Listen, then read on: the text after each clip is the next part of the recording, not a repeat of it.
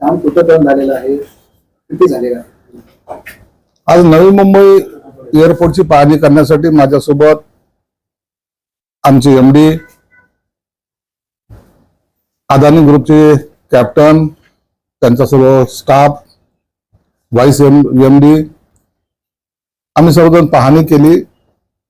अत्यंत समाधानकारक काम चालू आहे. आमचा असा उद्देश आहे की उद्देश आणि उद्दिष्ट सुद्धा की येणाऱ्या 5 तारखेपर्यंत एअरफोर्सचं एक विमान, ज्याला आपण ट्रायल बेस म्हणतो, आपल्याला त्या रनवेवर लँड करायचं. आणि त्या कार्यक्रमाला माननीय प्रधानमंत्र्यांचा सुद्धा त्यांच्या उपस्थितीत हा सर्व कार्यक्रम घडवण्याचे आमच्या मनोदय आहे. 5 तारखेचा हा कार्यक्रम झाल्यानंतर एअरफोर्सच्या विमानाचं सक्सेसफुल लँडिंग झाल्यानंतर मार्च महिन्यामध्ये डोमेस्टिक एअरपोर्ट चालू करण्याचा आमचा मनोदय आहे. त्यानंतर जून मध्ये मग पुढील इंटरनॅशनल फ्लाइट्स वगैरे जे ते सुद्धा या रनवेवर जावेत, या पद्धतीचा आमचा सगळा एक प्लॅन आहे. ज्याला गेम चेंजर म्हणतात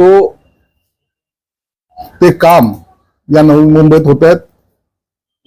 अनेक बाबी मी त्या ठिकाणी समजून घेतल्यात. त्यामध्ये किती टर्मिनल असणार आहेत? जवळपास 4 टर्मिनल आहेत. त्याची कॅपॅसिटी, विमानतळाची कॅपॅसिटी, तिथं लँडिंग होणारे विमानं किती असतील? जवळपास 350 विमानं आपण तिथं एक साथ पार्किंग करू शकतो, अशी ते कॅपॅसिटीचं ते विमानतळ आहे. आणि म्हणून मेट्रोची कनेक्टिव्हिटी, इव्हन दो बुलेट ट्रेनची सुद्धा कनेक्टिव्हिटी, त्याला थोडा जरी कालावधी लागत असेल तर ह्या सगळ्या कनेक्टिव्हिटी आम्ही एकत्र करण्याचा प्रयत्न केला. कोस्टल रोड आहे, म्हणजे सगळीकडनं सगळ्या चहूबाजूने जरी आलं तरी आपल्याला मुंबई विमानतळ हे लवकरात लवकर गाठता यावं, हा त्याच्या मागचा प्रयत्न आहे. एका टर्मिनल मधून जरी तुम्ही कोणत्याही जरी टर्मिनल मधून घुसलात तरी तुम्हाला कोणत्याही टर्मिनलला जाता येईल. जसं आपण मुंबईचं विमानतळ पाहतो, टर्मिनल 1, टर्मिनल 2, ते अंतर येतं, त्याला आपल्याला बाहेरून जावं लागतं, जवळपास 35 मिनिटाचा कालावधी लागतो. तसं न होता एकाच याच्यातून रूट मधून कोणत्याही टर्मिनल तुम्हाला जायची व्यवस्था त्या ठिकाणी केलेली आहे. एक चांगलं इंटरनॅशनल लेवलचं विमानतळ मला वाटतं या ठिकाणी सिडकोच्या सर्व सहकार्याने, MMRDच्या सहकार्याने इथं अस्तित्वात येत आहे. आणि हा खऱ्या अर्थानं विकासाचा मोठा माइलस्टोन ज्याला म्हणता येईल, तो या नवी मुंबईमध्ये येतोय. म्हणून अपेक्षा आहे 5 तारखेला जर PM साहेबांनी जर तारीख दिली तर 5 तारखेला हे आमचं पहिलं एअरफोर्सचं विमान तिथे लँड होईल. ते अदानी आता काय लपवण्याचा प्रयत्न करते लोकांपासून किंवा पत्रकारांपासून? कारण तुम्ही आता अध्यक्षपदावर गेला म्हणून तुम्ही व्हिजिट करू शकला, आजपर्यंत एकही पत्रकार ती व्हिजिट करू शकला नाही. आज बोलवलं होतं तरी अदानीने तिथपर्यंत येऊ दिलं नाही. मी काय लपवायचं आहे त्यांना? तो पूर्ण होत आलेला आहे. बाकी जे काही इतर जे काही बाबी आहेत त्या पूर्णत्वाकडे चाललेल्या आहेत, त्याला कालावधी जरूर लागणार आहे. म्हणून मार्चचा जो टाइम दिलेला आहे, मार्च पर्यंत पूर्ण हे उद्दिष्ट आम्हाला पूर्ण करायचं आहे. डोमेस्टिक एअरपोर्ट चालू करण्याच्या तयारीने, पूर्व तयारीने हे आमचं काम त्या स्पीडने चालू आहे. मग पॅसेंजर तुम्हाला मार्चच्या पहिल्या आठवड्यामध्ये इथून उड्डाण करताना दिसतील. सगळा पत्रव्यवहार केलाय, कोणतं विमान येणार आहे, एअरफोर्सवाले कोणतं विमान देतील, तो हा त्यांचा विषय असल्यामुळं त्याची सगळी मान्यता या 2-3 दिवसामध्ये आम्हाला प्राप्त होईल. रडारची चाचणी पूर्ण झालेली आहे का? जर 5 तारखेला विमान उडवायचं म्हणलं तर रडारची चाचणी अजून मला वाटतं बाकी राहिली. हे सर्व करणार ना आम्ही ज्या त्या स्पीडने. जेव्हा PM येणार आहे ते रडारची चाचणी असेल, तिथलची सिक्युरिटीचे पॉईंट ऑफ व्ह्यूने पाहायचं, सर्व गोष्टी आम्ही त्यावेळेला सगळं कम्प्लीट केल्याशिवायच आम्हाला तसं करताच येणार नाही. म्हणून ह्या सर्व गोष्टीला आम्ही गती देतोय आणि स्वतः CM साहेब याला मॉनिटर करतायत. म्हणून या बाकी सगळ्या गोष्टी ह्या कम्प्लीट होतील. त्यांच्याशी चर्चा केली, परंतु जो रनवे याला थोडंसं सेन्सिटिव्ह मानलं जातं, त्याच्यासाठी जे काही परमिशन लागतात त्या कुणालाही सहजासहजी दिल्या जात नाहीत.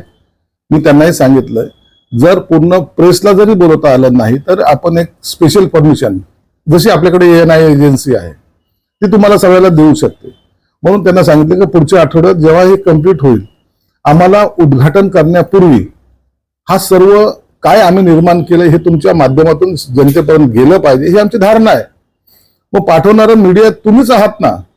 म्हणून तुमच्यापैकी आता सर्वांना घेऊन काहीतरी व्हिडिओ करण्यापेक्षा एक ANI एजन्सीला, आपण एक जबाबदार एजन्सी आहे, त्यांना घेऊन त्या कॅप्टन त्या भागाचा सर्व त्याला फ्लो म्हणजे जे काही फुटेज आहे ते देण्याचा आम्ही प्रयत्न करतो, त्याची परमिशनही घेतो. तो चुकीचा नाही किंवा तुम्हाला चुकीचं काहीतरी लोकांसमोर घेऊन जायचं असं आमचं म्हणणं सुद्धा नाहीये. पूर्वी काय झालं याच्याबद्दलची मला कल्पना नाही, परंतु आता आपण हे सगळं जे काही निर्माण करतोय, ज्याचं काम करतोय, ज्या गतीने काम करतोय, हे लोकांसमोर आलं पाहिजे, हे माझा स्वतःचा दृष्टिकोन आहे.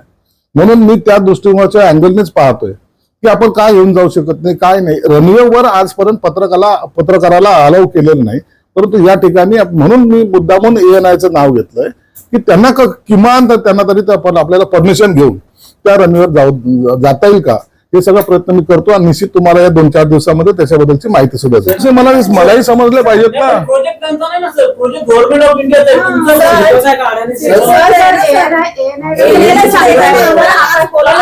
अहो मी एक लक्षात घ्या, मी तुमचं पुन्हा कन्फ्युजन होतंय. ANI मी एक नाव घेतलं, माझं ऐक एक लक्षात घ्या, मी ते सांगतो. अहो मी तुम्हाला एक पुन्हा आता ANI का, मग दूरदर्शन का, नको मग हीच का, मग ABP असा नाहीये. मी तुम्ही पहिले माझं समजून घ्या. मी एक उदाहरण म्हणून दिलेलं आहे की हे फुटेज जे आहे, एअरपोर्टचं जे फुटेज आहे, हे कोणाला तरी आपल्याला करावं लागणार आहे. हे एवढा मोठा प्रोजेक्ट जेव्हा महाराष्ट्र शासन करतंय किंवा सरकार करतंय, त्या टायमाला यांचा सर्वांचा सहभाग असला पाहिजे. मग ती घ्यावं असं त्यांचं जेव्हा मला सांगितलं, मला त्या मी स्वतः काही पत्रकारांना माझ्या मागच्या गाडीत बसा असं मी म्हणलो.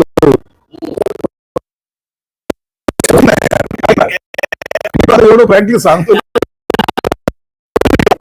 एवढं फ्रँकली म्हणजे मी यासाठी माझा तुम्ही सर्वजण जरी आलं असतं काही फरक नको, परंतु त्यांनी सांगितलं की एअरपोर्ट अथॉरिटीला आम्हाला हे सगळं परमिशन्स लागतात, म्हणून आम्ही आजच्या घडीला घेऊन जाऊ शकत नाही. मला ठीक आहे, म्हणून मी मुद्दामून ANIचं नाव घेतलं.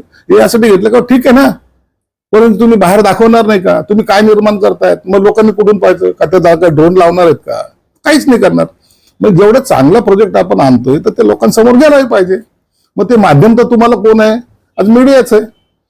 प्रिंट मीडिया असो, इलेक्ट्रॉनिक मीडिया असो, जेव्हा नजरेने पाहतील त्या टायमाची असलेली फोटोग्राफी. आता एअरपोर्टवर आता आम्ही आमचा फोटो काढला, तो ऐतिहासिक फोटोचा आमचाच ना, तर ते याचं कव्हरेज सुद्धा तुमच्यासाठी सुद्धा तेवढंच महत्वाचं आहे. आणि म्हणून त्याच्यासाठी माझा प्रयत्न राहील. सर आता हे नवीन मुंबई शहर आमचं आहे, आम्हाला अभिमान आहे की आमच्या शहरामध्ये नवीन सिक्युरिटीचा एअरपोर्ट आता नाही सुरू होत आहे, अजून 6 महिने सुरू होते. पत्रकार आता घेऊन जाण्यात काय अडचण आहे. तिसरा पाठ जो पत्रकार घेऊन 10-15 टमाटर 100 उभा करा आमच्या बाजूला. पत्रकार काय दहशतवादी आहेत सर की तिथे घेऊन जायचं नाही.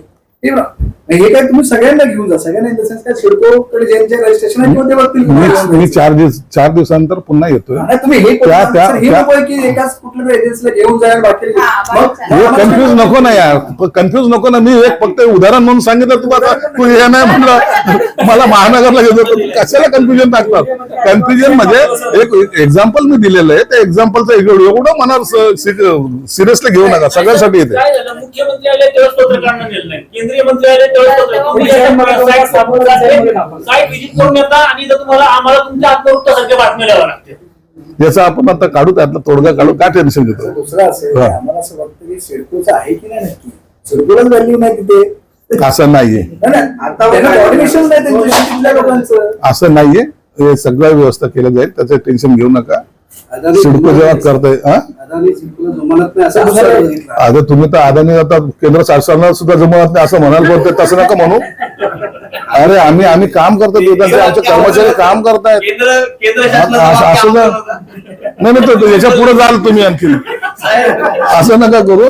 कोणती एजन्सी असली काम करताना त्यांना फ्री हँड त्यांचा पाहिजे असतो. प्रत्येक ठिकाणी जर प्रत्येकाला जर इन्व्हॉल्व्ह करत गेलं तर त्यांनाच अटेंड करण्यामध्ये त्यांचा वेळ जाईल. आणि जी काही जबाबदारी टाकली एवढ्या स्पीडने तुम्ही याच्या पूर्वीचं तो भाग मी आता जे काही पाहिला, तर कितीतरी मीटरचा असलेले डोंगर असलेले, कितीतरी खोल खड्डे असलेले, कसा भरला, कसा पॅच केला, जेव्हा पाहिलं त्या टायमाला अनबिलिव्हेबल हा काम तिथं झालेलं आहे. आता तुम्ही रनवे पाहाल तर रनवेच्या बाजूला मुंबईचा रनवे पहा, अंतर काय आहे. त्या रनवे मध्ये जे पहिला रनवे त्याच्यानंतर 15-15 मीटरचे साईडला त्यानंतर साईड पट्टा सोडलेले आहेत. त्याच्या बाजूला 2-2 टॅक्सीज, ज्याला आपण एअरपोर्टला जे जातात ना विमानं, तर 2-2 तयार केलेले आहेत, जेणेकरून आता मुंबई एअरपोर्टला आपण गेलो तर एकच टॅक्सी लाईन असते. विमानात बसल्यानंतर आपल्याला रनवे परत जायला अर्धा तास लागतो. तर ती सिस्टीम सगळी इथे चेंज झालेली. हे सगळं हे पाहताना किंवा ते काम करताना त्यांना काय त्रास झाला असेल हे सुद्धा आपण लक्षात घेतलं पाहिजे. आणि ही गती देताना मग जर आमचा सिडकोचा अधिकारी का असताना किंवा आमच्यासारखे लोक किंवा असताना दरवेळेला त्यांना डिस्टर्ब करणं हे मला सुद्धा उचित वाटत नाही. त्यांच्याकडून काम कसं करून घ्यायचं आणि किती काम कालावधीमध्ये घ्यायचं. आता मी 5 तारीख यासाठी सांगितली की मला आम्ही स्वतः सीएम याच्यावर मॉनिटर करताय. त्यांनी सांगितलं की आपल्याला ह्या 8 दिवसामध्ये करायचं. तरी मी 2 दिवस पुढे जाऊन त्यांना सांगितलं की ठीक आहे आपण करतोय. परवा दिवशी आमच्या एमडीनी पत्रव्यवहार डिफेन्सशी केलेला आहे. त्यांच्या म्हणजे विमानतळाचे जे मंत्री आहेत त्यांच्याशी पत्रव्यवहार केलाय. त्याला त्यांच्या बरोबर श्रीकांतजी संपर्कात आला असेल की हा काहीतरी काम करू शकतो असं दिसतो असं त्याची चिंता करू नका. मी आता माझा जो स्टाफ आहे, माझे ओएसडी आहेत, माझे पीए आहेत, त्यांना सर्व सांगितलं कसं काम करायची पद्धत असली पाहिजे. हे माझा आज पहिला अनुभव नाही. गेली 25 वर्ष मी या सगळ्या याच्यातून गेलेलो आहे, म्हणून मला तर काम करण्याचा अनुभव आहे. त्या पद्धतीने काम केलं जाईल. तुम्हाला जेव्हा बोर्ड मीटिंग लागेल त्याच्या 4 दिवस अगोदर तुम्हाला त्याची नोट्स तुम्हाला दिल्या जातील. या दिवशी बोट आहे, किती वाजता तुमची प्रेस होईल हे सांगितलं जाईल आणि सगळ्यांना इन्फॉर्म केलं जाईल. मला तुमच्याशी पुन्हा हे मीटिंग झाल्या मीटिंगच्या पहिले किंवा नंतर पुन्हा मला तुमच्याकडून काही मला ब्रीफ करून घ्यायचंय. अधिकाऱ्याकडून ब्रीफ करून घेणं आणि बोलणं हा भाग वेगळा आहे, पण बोर्ड मीटिंग मध्ये काय विषय असले पाहिजे, बोर्ड मीटिंग मध्ये ऐन वेळेला आपण काय मांडलं पाहिजे, या सगळ्या गोष्टी आपण करणार आहोत. हे की जे 47,000 घरं आहेत त्यापैकी 25,000 घराची सोडतसाठी जे आमच्याकडे आज रेडी मटेरियल आहे तर 2 तारखेच्या आसपास त्याची जाहिरात आम्ही करणार आहोत.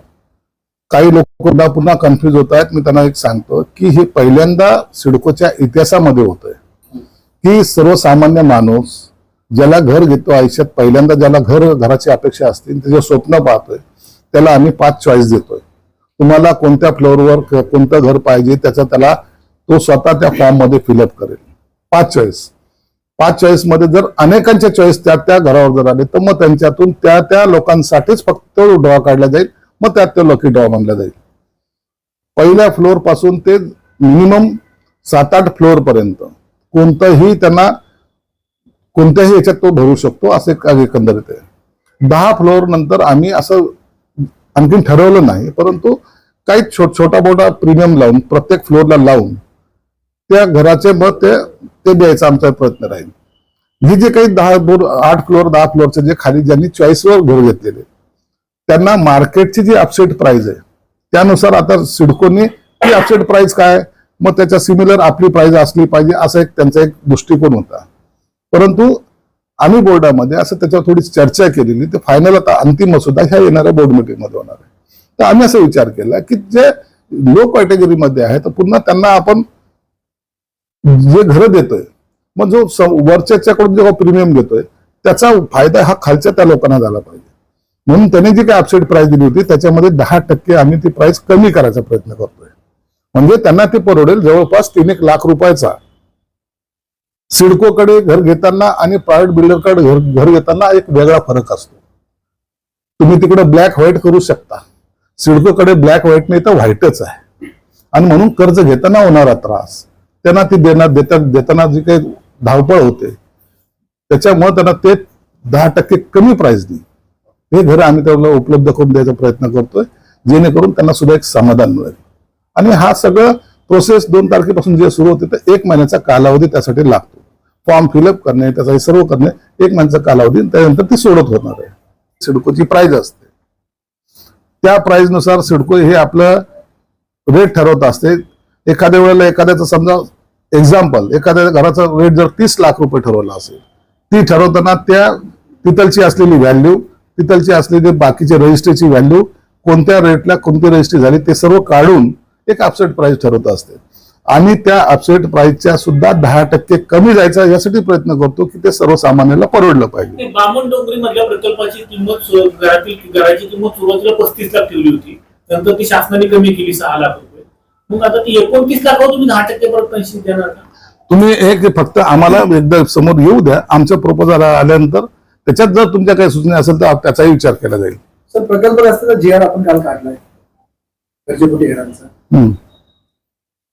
त्याच्याविषयी आपण GR काढलेला आहे. आता सर्व काढल्यानंतर या संदर्भामध्ये आम्ही MD आणि आमचे CMD सर्वांच्या बैठक घेऊन त्याच्या इम्प्लिमेंटची सुरुवात या 4-5 दिवसांतर आमची बोर्ड मिटिंग आहे, त्यामध्ये सर्व ठराव घेऊन कामाला सुरुवात करणार आहोत. सर प्रत्येक निवडणुकीच्या तोंडावर प्रकल्पग्रस्तांचा GR निघतो. अहो निवडणुकीच्या तोंडावर तर सर्व करावं लागतं ना. राजकीय लोक कशाला म्हणतात मग? हे काय पॉलिटिकल लोक आहे का? परत पुढच्या 5 वर्षात पण हा GR निघणार. पुढच्या 5 वर्षात का चिंता करता? पुढच्या 5 वर्षाला सिडको फार पुढे गेलेलं असणार आहे ना आपण इथेच असणार आहे. प्रकल्पग्रस्तांचे घर रेग्युलर झाले असतील तर तसेच असतील. ते खुश आहेत का? तुम्ही टेन्शन घेऊ नका हो. एखाद्या वेळेला एखादं काम करताना इतक्या वर्ष जेव्हा वेट केला त्या टायमाला काही काळ मलाही द्या, काय काय करायचं हे मी ठरवतो ना. 2015 पासून पाहतोय आम्ही. आता थोडस काहीतरी बोला त्यांच्या विरोधात आम्हाला चला.